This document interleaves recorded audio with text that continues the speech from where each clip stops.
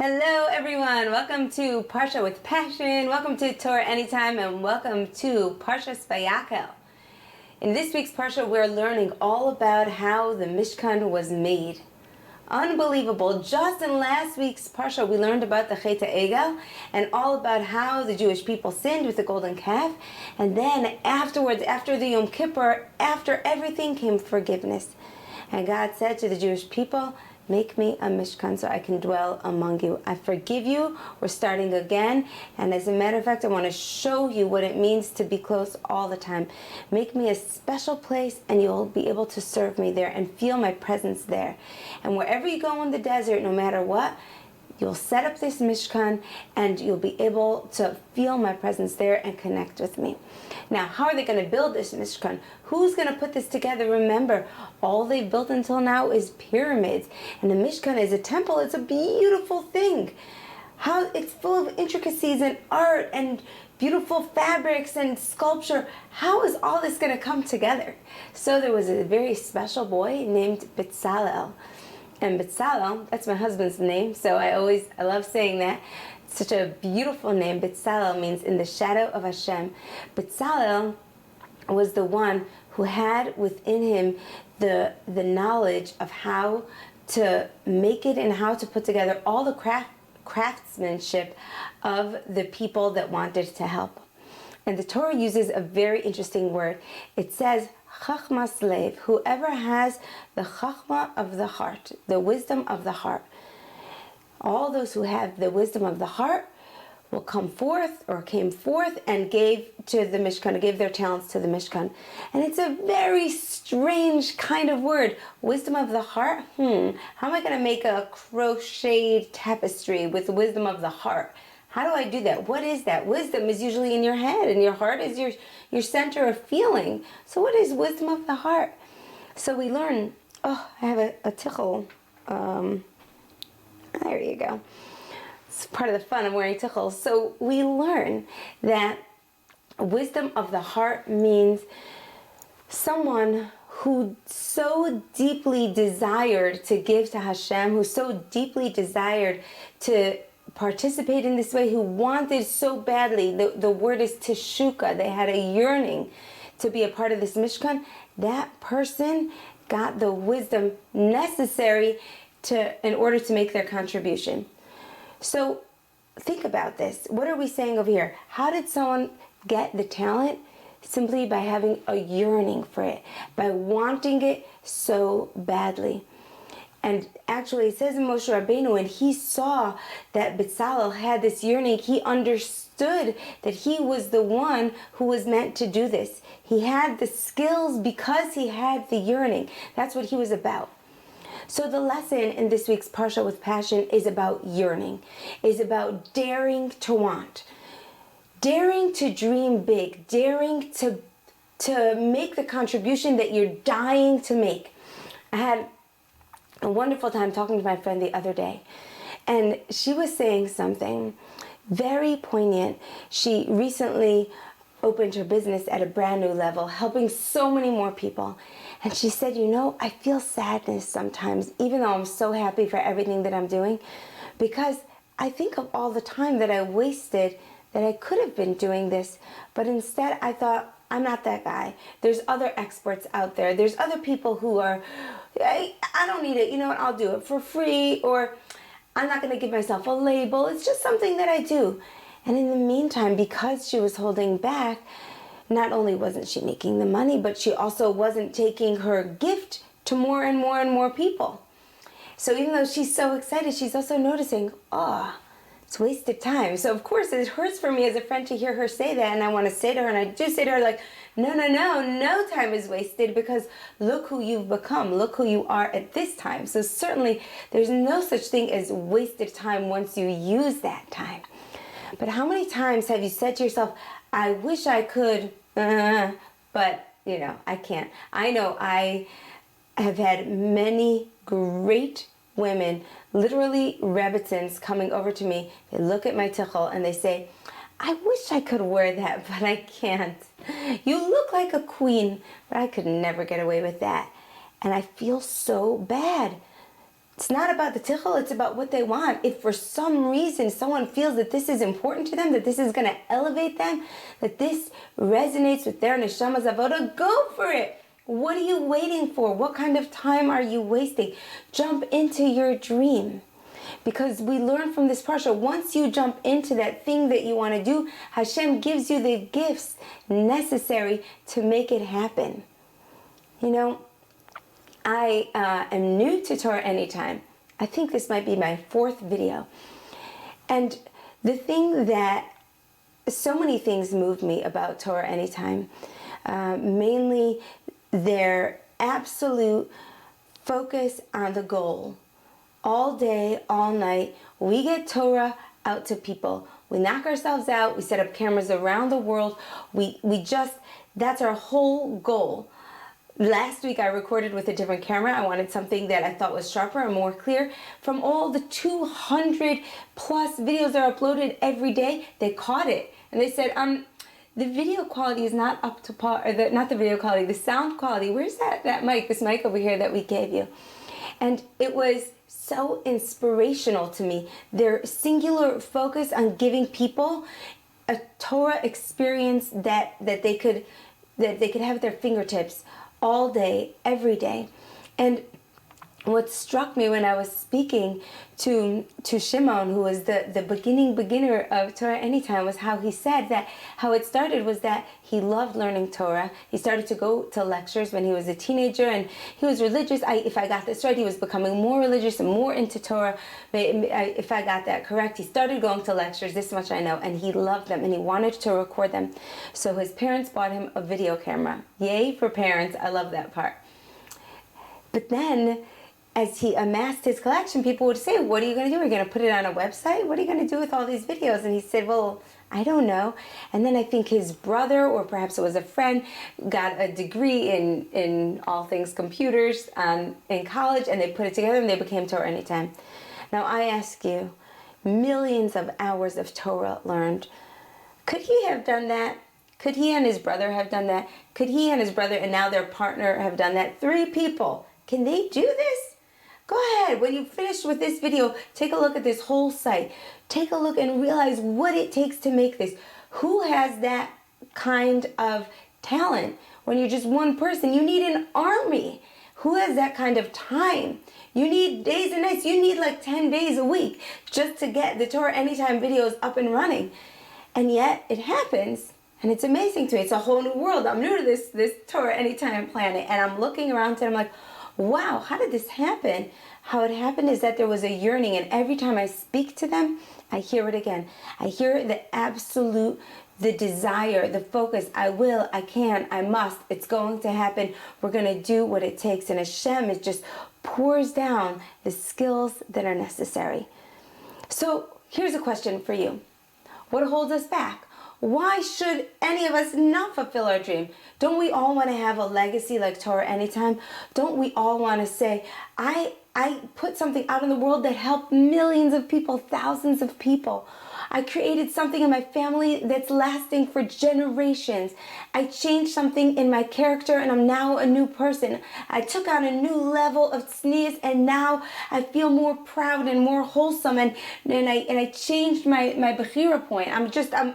Don't we all want that? Don't we all want to be our biggest self? What is stopping us?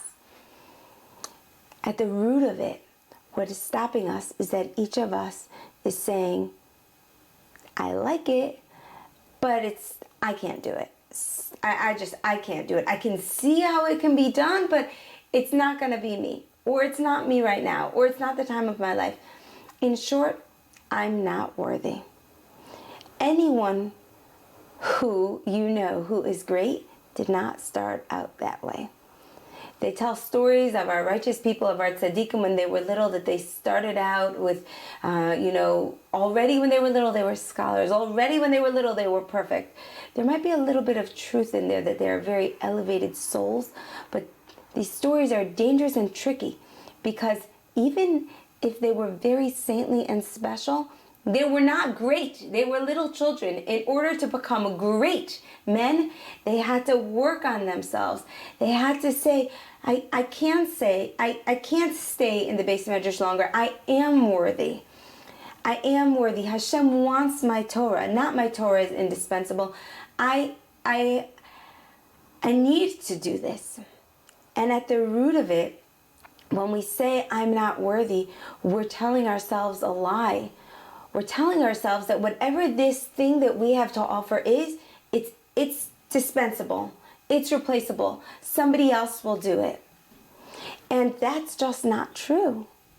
What you have to offer, nobody else is going to offer. And as I was thinking about this, I was thinking, Rivka Malka, what's your message to people? Hashem, what do you want me to tell people? Is this like a whole motivational speech? Go do your dream. Is that what this is about? Have I been reading too many coaching books? And I just was quiet for a minute. I said, Hashem, what should I tell your children? And he said, tell them Mashiach is coming. Oh, we can't wait any longer. We can't stay in our little tiny places. We have to grow those tiny places and make them into big places. Dare to be the thing we know we can be. Today, I learned something so beautiful from a mentor of mine. She said to me, you have to go back to your essential self. So I said, who is my essential self? She said, who you're becoming. Oh my, just listen to that right now. Who is your essential self? Who you're becoming. In psychology, they're always going to tell you your essential self is your tiny self, your untarnished self, so to speak. The self before all the junk happened to you.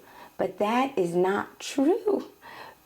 Because as she told me, we come in with a package. We come in with a personality. We come in with talents. And we come into a family and we come into an environment. It's all set up for us. Not all of that is us. That's the setup for who we are. Who we are essentially is who we're becoming. So what does this mean? This means we have to step into who we're becoming because we are the generation that's bringing Mashiach. Everything is different now. All the stakes are higher. I've been speaking to a friend and I speak to her every day. And so as we share little tidbits of news, we're starting to notice how every day more emergencies are happening. Terrible tragedies. And it's like tragedies of people that we know or of people that we know, friends of people that we know. Every day it's like time is moving on. Mashiach is coming. We've got to think bigger. We have to do our part in fixing the world and bringing our tikkun through our specific gifts. I have a friend who likes to call our gifts our medicine. It's a beautiful coaching model where your medicine, how will you heal the world? What's your special medicine? So I'm hearing it from all over. I'm hearing it from out there in the coaching world. Fulfill your dreams, live in fulfillment. And I love to help women do that. I'm hearing it from this other more earthy place. What is your medicine? And I'm hearing it from our sources that say Mashiach is coming. It's time to fix. It's time to do. It's not time to say it's going to be somebody else. In this Parsha, a crazy story happened. The Nisim, the princes of all the tribes, they said, we are so generous. They probably didn't say that, but they're saying, we want to give. We're ready to give any amount. As soon as the Jewish people are finished with their giving, no matter what, we're going to finish off the rest. And they were just ready to roll up their sleeves and to do that. No problem. But the Jewish people surprised them. And they gave everything. And the poor Nisim were heartbroken because there was nothing left to give. And Hashem made a way for them to contribute also. But the point here is that they waited. And in the time that they waited, things changed. People stepped up in a place where they could have stepped up. Our Torah teaches us this lesson.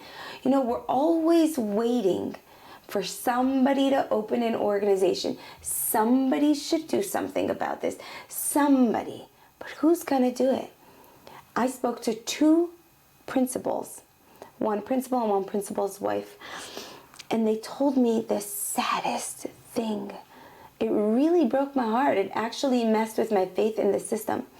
One of them told me, we're opening up, we opened up this new school, and the rabbi of the town told us not to give any homework. He told us that homework is ruining families. I'm sure you can understand what I mean when I say that. We have a dual curriculum, the Hebrew studies, the English studies. Kids come home at 5 o'clock and then homework. And every teacher is giving homework, 2 hours of homework. When is family time? When is dinner time? How are we going to raise happy children if everyone's stressed and everything becomes about a grade? What in the world is this? It just doesn't even make sense. When my kids were in school, I went on a homework crusade. I actually brought books and research to show to the principals, look what this is doing. Look at the statistics. And they did actually make some changes, thank God. I think no tests on Friday, so that the kids could have Thursday night without studying, and Rosh Chodesh, that's once a month, no homework. So good for them that they made changes. But think about this principle. Who heard from the rabbi of the town, you're opening a new school, do something different. Don't give homework. And you know what happened? They didn't listen. They felt, we can't listen because then the parents won't come. They won't send their kids to our school because it will look like a school for dummies. We can't do that because then we won't be mainstream. And they just didn't do it. They know it's the right thing, but they figure we can't do it. It's bucking the system. I guess somebody else has to do it because we know it's true and we agree with it. The next story boggles my mind too. I spoke to this principal's wife, and he went to Eretz Yisrael. He went to Israel. And he spoke to Rav Chaim over there, and he said, what should I tell the children? And he said, what should I teach them? And he was thinking, like, what lesson, what's the most important educational message to impart to children? And Rav Chaim simply said to him, tell them to come to Eretz Yisrael, tell them to come to Israel. It's time, things are changing. And his wife told me, but he didn't. I said, so did he tell the children? Did he tell them? She said, no, he told the teachers, he told them. It was nice. Because who could say that? I mean, such a big responsibility to say that. Are you sure Mashiach's coming? Are you sure we should go to Eretz Yisrael? And besides, who could pick up and move? Not everyone can just pick up and move. So maybe I can't tell this to the children. I don't know. I'm not going to claim to know what he was thinking and to say that he did the wrong thing. What I am going to say is, wow, you heard it straight from the greatest man that you respect, and he told you what to say, and you couldn't say it. And you're hoping somebody else is going to get that message across, because it can't be you. You can't rock the boat. Rocking the boat is what we have to do. We have to rock the boat. We've got to shake things up. We can't stay stagnant. We can't get comfortable. We get comfortable, Hashem shakes us up. We get comfortable, we start getting jealous of other people who are self-actualizing themselves and pushing themselves past their fears and pushing themselves into their bigness. We get comfortable, we don't bring Mashiach. We don't change things. The world stays the same. And it can't. It's waiting for you to do that thing that you know that you're going to do. My brother Ben Sion, he has, I think he had a radio show on Hidabrut, and he did an amazing show where he spoke to people about dreaming big. And he said, I want to challenge everyone to call up on this show and tell me your dream. Tell me what your dream is. Let's talk about it. And one by one, people got on the phone with incredible innovations to make. And for a full hour, more and more innovations. You could just imagine the kind of criticisms they have and of the system and the kind of revelations that they had, what they would like to see different, and all their dreams. How many of those people do you think went out and pursued those dreams? Take a guess. Why are you guessing none? You know why you're guessing none? Because it's probably the right guess. Probably everyone got off the show, was very inspired, felt amped up, told their family about it at the dinner table, spoke about it at the Shabbos table, and then, it can't be me. I can't do it. So what's it going to take? What's it going to take for us to have what the Yidden had, this this teshuka, this yearning, this such deep yearning that it leads to action, that we get ourselves ready for Hashem to pour in the skills, because He will do that. You don't have to worry, I don't have the skills. He will send you the people. He will send you the skills. That's the truth. You just have to want it. You just have to take a tiny little step and say, I'm big. I'm not little. My role here is big. I'm not waiting for other people. I'm not going to wait around like the Nisim made that mistake and watch while everyone else does things. And then at that point, I'll step in and do my part, because I'm not the leader type. I'm not the big type. Yes, you are. Everyone is a leader, because everyone has impact. Every single person. So there is nothing to hold back on. My friend who wanted to switch into wearing a tichel, she had been wearing wigs. Speaking of tichels, this one is falling apart today. She had been wearing shetels, and she felt from Hashem, I want to wear a tichel. She had this vision. No sooner did she have that vision, within weeks, I met her. A speaker came to her town to speak about head coverings. More and more people came into her life and made it possible. As a matter of fact, the craziest thing happened. You know how when you first start wearing a tichel, you don't feel so confident. It's like, how do I tie in? I don't know what looks good. This is really kind of crazy. It's okay. And I don't know what looks good. And you just want help. And you look on YouTube and you see the videos and you're like, it's so good, but I want a person. And this woman, she really wanted a tichel to serve Hashem. She really felt, this will change me in some way. Now, at that time, I was going to go to a seminar in New York. Now, I live in Baltimore. I don't usually travel to New York just for fun for an afternoon, but it was a very compelling seminar with Rabbi Katz, Rabbi Katz, who you must look up on Torah anytime, Daniel, D-O-N-I-E-L, Katz, and a lot of Hebrew in there in case you're not Hebrew familiar, but worth it. Amazing. So I was going to travel to New York for this seminar. So I said, oh, you know what? I can meet you in Manhattan. I could show you some of my favorite places. We could figure out together what looks good on you. So I think it's a day or two before. We have everything all planned. I'm going to do this seminar. I'm going to meet her in Manhattan. And the seminar is canceled. But guess what?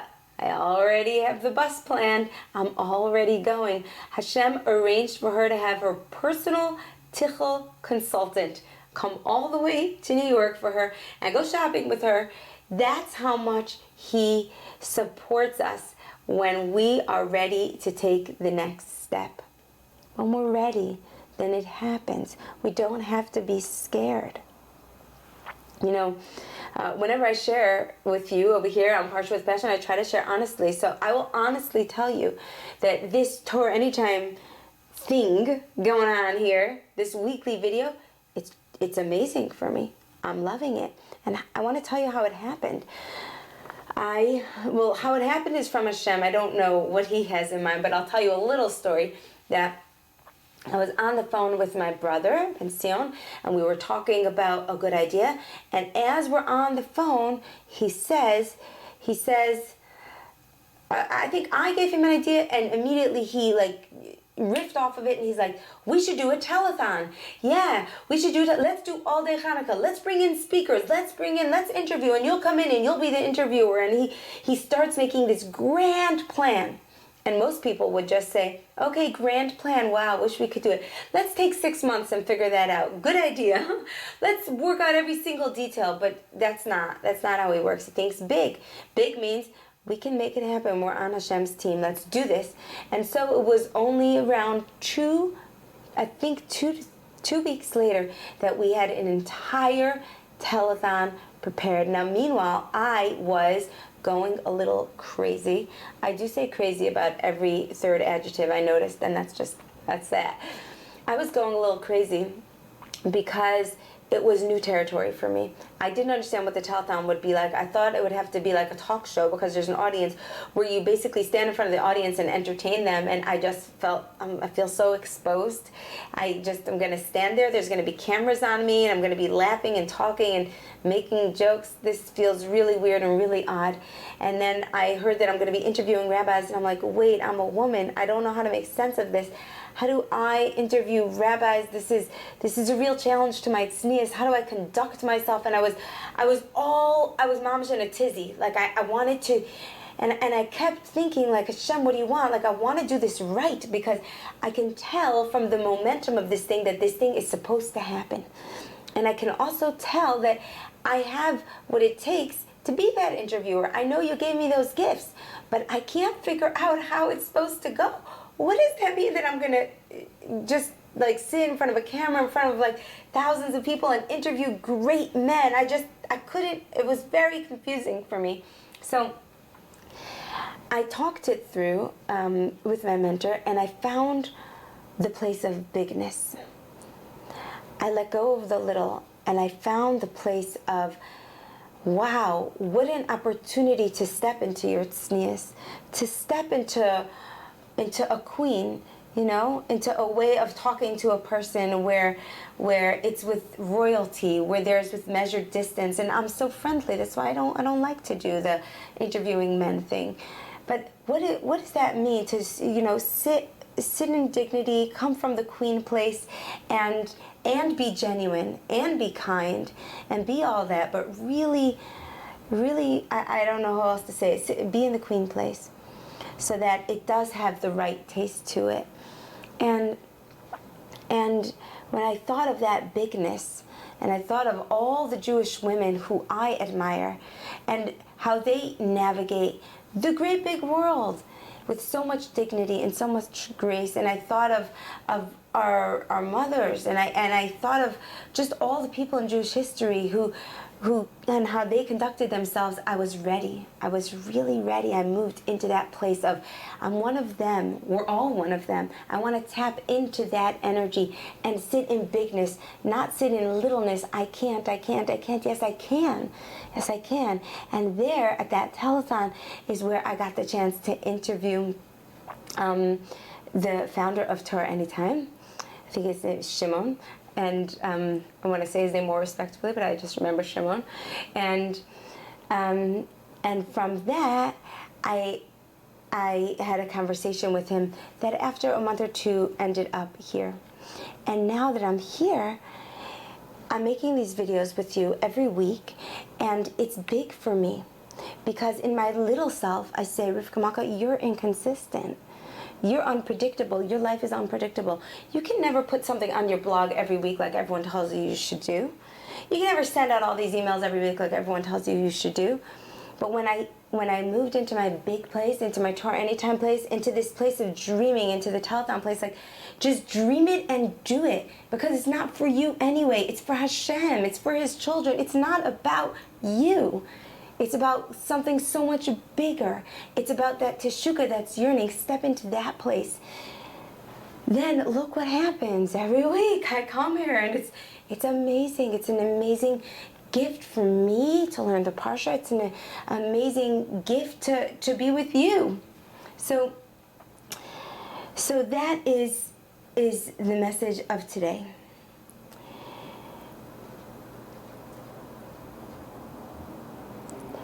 Here's what I want to leave you with. Just kind of a summation. We all have bigness in us. We all have this ability to tap into Chachma Slave, the wisdom of the heart, where the heart wants something so much that Hashem pours in the wisdom. He will tell you how to do it. You don't have to worry. You have to take a step or two. That's it. I read something in a magazine recently, and I read it at the table. I was so inspired. I was. You probably know this family if you're a New York person, but it was this story of this Hasidic family, and this is how they write the interview. They said they sat down at the table with their then 11th grader, to discuss what she would do for a career, because in their culture they do not go to college, and so this girl was going to have to find a way to make money without going to college. So they sat and they discussed what could she do, and somehow, do not ask me how, they came up with being a chocolatier. They could make chocolate. Very random, very amazing. The mother of this girl, she said that she grew up in a home that was very perfectionist.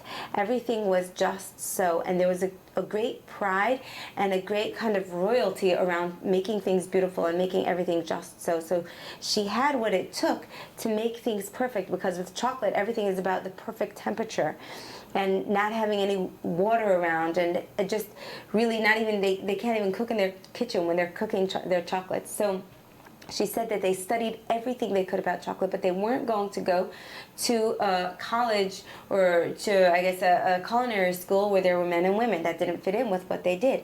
Do you think that stopped them? Do you think they said, well, how are we going to get the education to be a chocolatier? Do you think they were going to make less good chocolates? No.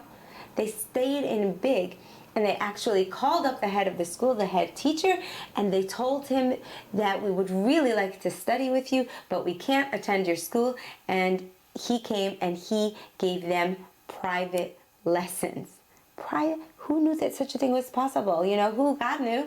God knew anything's possible. And so they began making these chocolates in their kitchen, and then they went to trade shows, and then they went to expos, and now they make these infused chocolates. And if somebody knows the name of this company, please write it in the comments below so that the people who are watching this can taste these chocolates, because I saw them. They're like green tea and raspberry mint infused. They have all their ingredients. If they have a mango chocolate, then they actually use real mangoes. They buy them in massive bulk when mangoes are on season, and dry them, and grind them and dry them out themselves so that they have real mango essence. They're not just, everything is pure, everything is natural, everything is gourmet and gorgeous. They were describing their vanilla beans. Oh my goodness, just the vanilla bean took an entire paragraph. They thought big. And what's so exciting is, Baruch Hashem, they're successful, and I'm so happy for them. It's really nice to see when people succeed. But what inspired me was that nothing stopped them.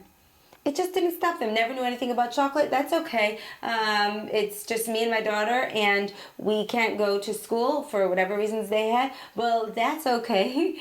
We have to figure out how to get all kosher ingredients. We'll figure that out. Well, that's okay. These people were not born with the blessings of chocolate. They dared to dream big, and it happened to them.